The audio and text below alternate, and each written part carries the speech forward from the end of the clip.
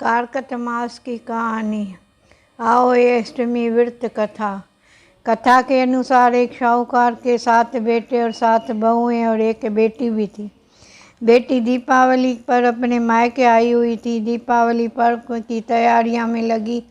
बहुएं घर लीपने के लिए मिट्टी लाने जा रही थी। उसके साथ ननद भी चली गई।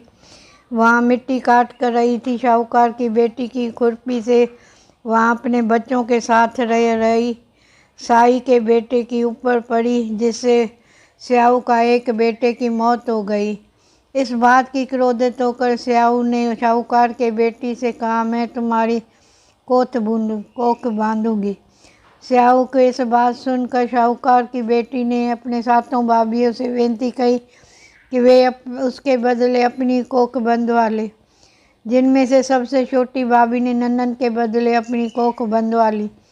इसके बाद छोटी भाभी को भी जो बचे हुए वे 7 दिनों के अंदर मर गए।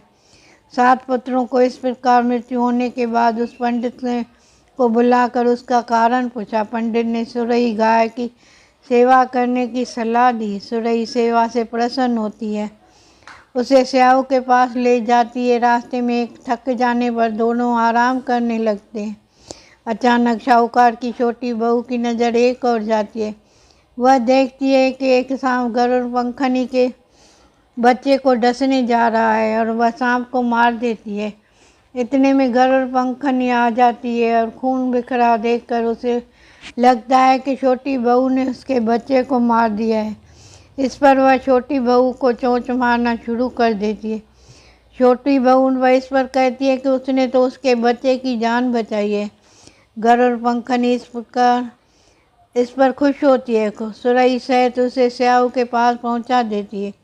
वहाँ स्याऊ छोटी बहू की सेवा से प्रसन्न होकर उसे 7 पुत्र 7 बहू होने का आशीर्वाद देती है। स्याऊ के आशीर्वाद से छोटी बहू का घर पुत्र और पुत्र वधुओं से हरा भरा हो गया। आओ ये अष्टमी के व्रत की कथा समाप्त। जय श्री कृष्ण।